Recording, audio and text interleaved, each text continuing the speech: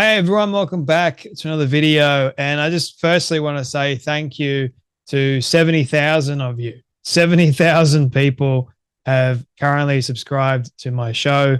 And I'm honestly enormously humbled and grateful because I never thought that many people would be subscribed to this show. I know it's not like millions and millions or anything like that, but I am just enormously grateful for all the support that I've been receiving for being able to do this show. And I know that not all of you may agree with things that I have to say. You may not agree with this video, but nevertheless, you still continue to show up, you watch, you support, you comment.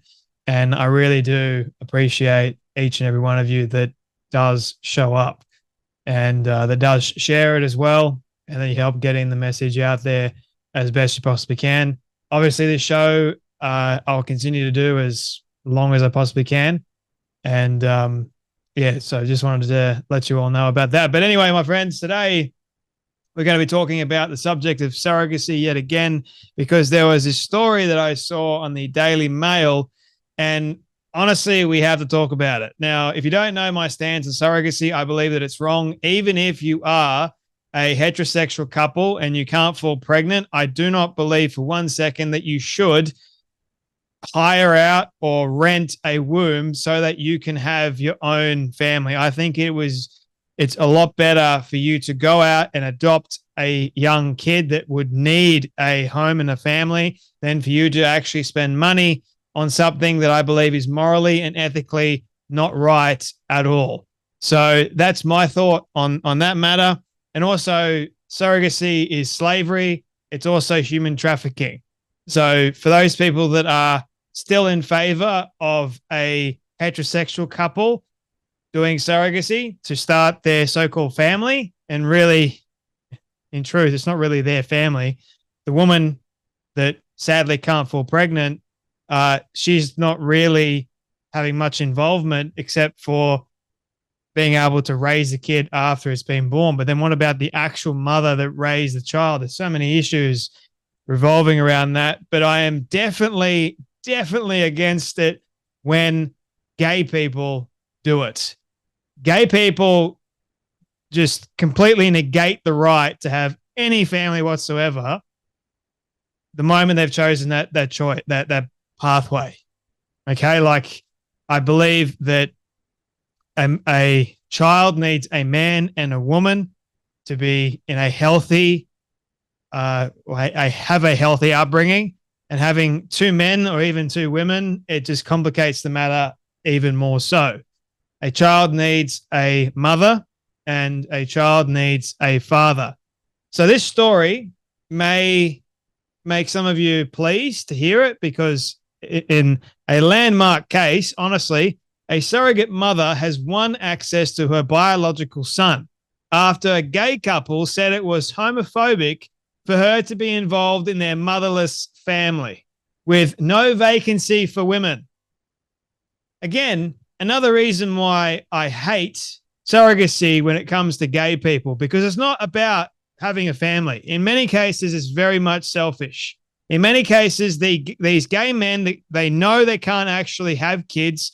They want to start a family of sorts, but yet they rob an actual mother of the chance of being able to raise her own child that she has spent ages, months getting connected with.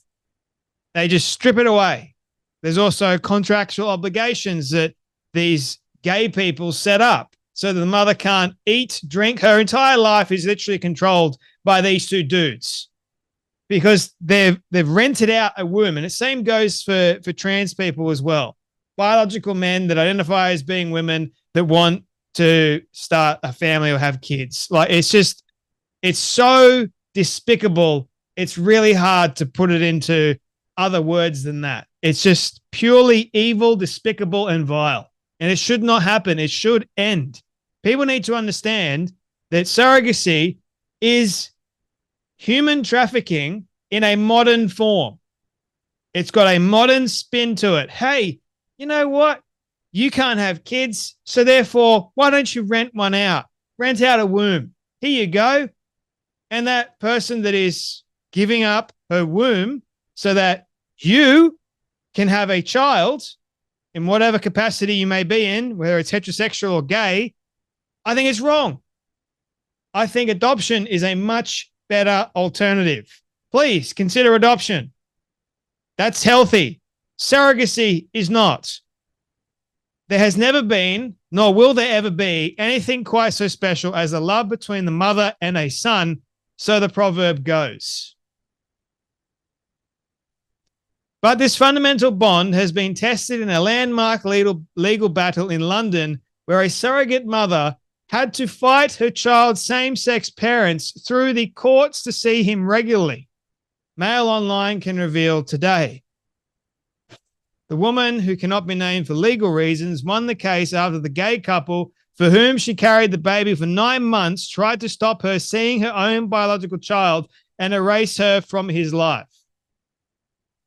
Imagine that, right? You've spent 9 months pretty much growing this human being, this life inside of you. Then all of a sudden, these gay guys want to cut you out of the picture entirely. How selfish of these gay people.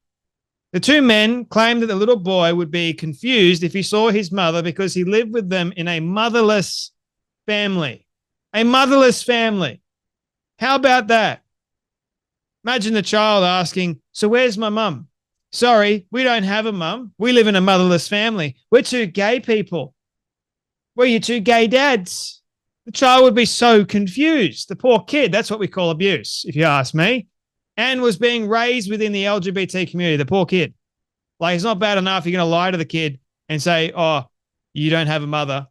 You're not allowed to see your mother because we have a motherless family. No, you're going to raise the kid in even more confusion with the LGBT community. Can only imagine how the mother would be feeling.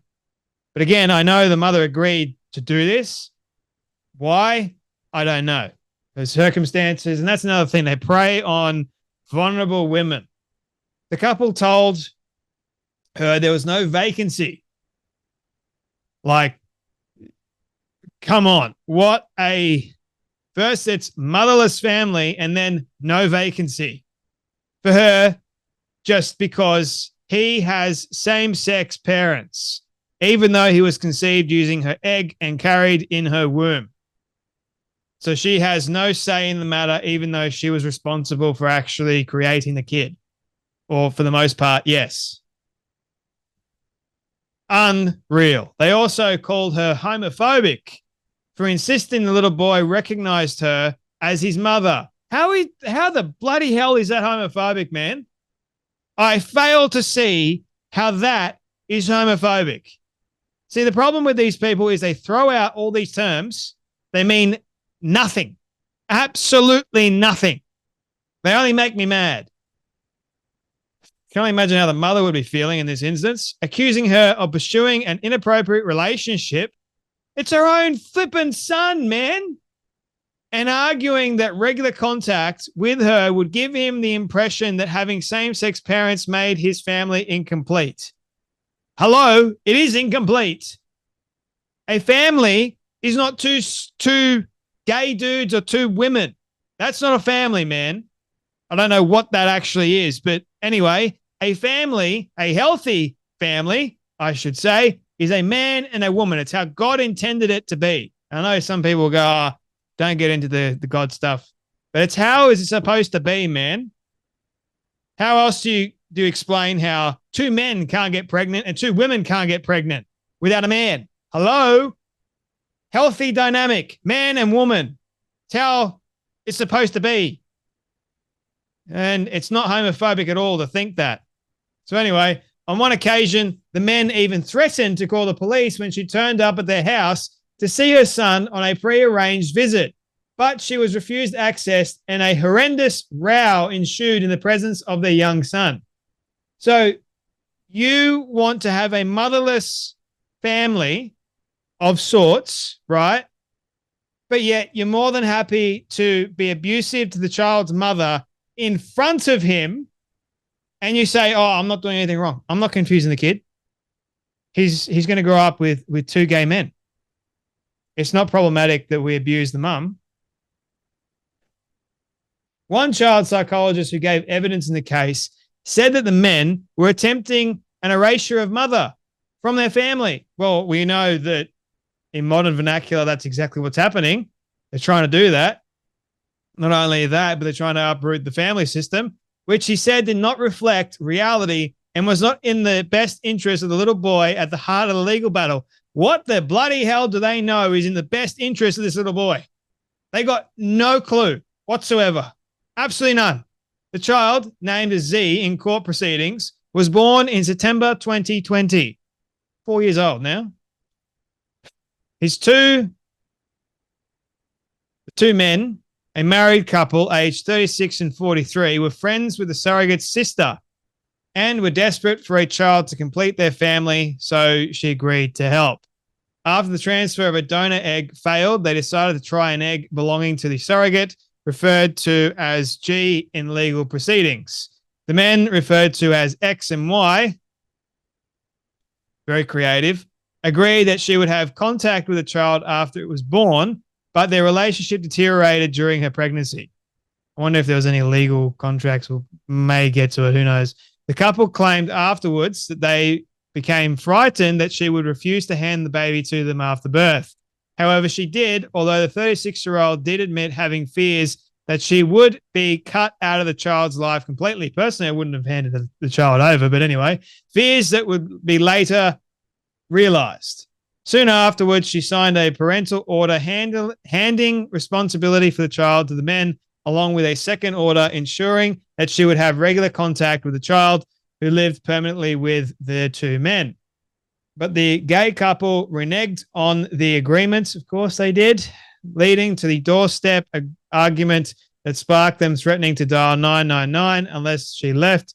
The court heard G had secretly recorded the altercation, and while the audio was not shared as part of the ruling, the judge in the case said it was rightly described as horrendous, not least because it was in the presence of their son. No child should ever see that sort of stuff.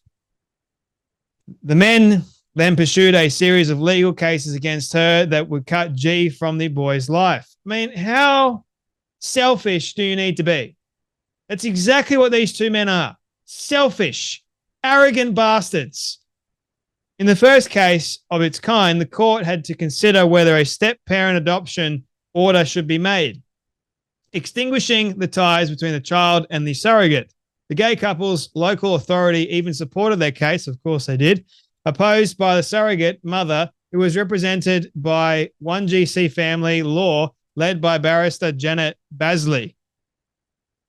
But the British courts have ruled in the surrogate's favour. Thank God for that. It determined that it would not make a step-parent adoption order, meaning that the surrogate mother retains legal parentage and parental responsibility for the child. Amen for that. Some common sense finally prevailed.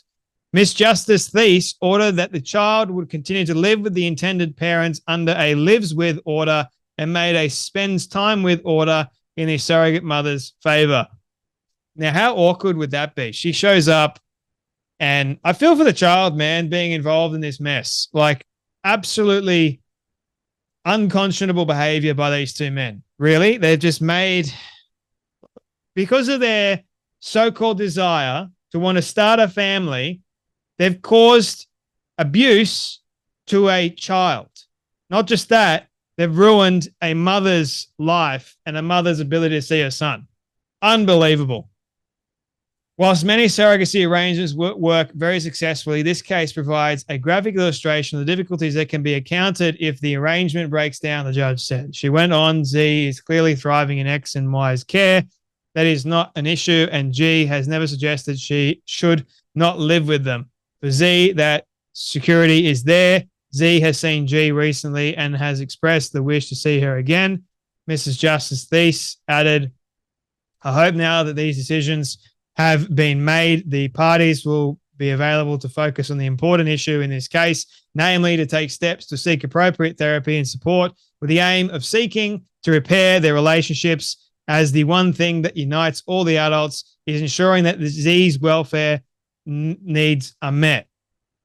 This is now the opportunity for each of them to demonstrate to Z that they can work together and each play their part to ensure that it is achieved. The case was first reported on by feminist writer Julie Bindel in The Critic this week. in the space of a few years, the term motherless, hate that term, has moved from an emotive description of absence to a positive identity argued for in court. She wrote, when celebrity couples introduce their surrogate children on social media, the women who gave birth to them are rarely mentioned. The new babies are welcomed like they have never been sent by special delivery. She added, to the men, G was simply a surrogate womb to a motherless child, but to G and to Z, she was his mother. And look, I don't like how the two gay men thought, you know what, we're going to try and start a family, so we're going to get a surrogate, and then they just try to stab her in the back, and then the mother had to fight for the right to see her own kid that she grew inside of her. I mean, that is just cruel and heartless. But these terms are being weaponized, like motherless, and then homophobic as well. It just gives the actual gay community a bad rep, if you ask me. Stop throwing out these terms when they don't mean anything to the actual circumstance. Anyway, my friends, you guys take care. Thank you all so much for the support. See you guys. Well, be blessed, and I'll see you all in the next video.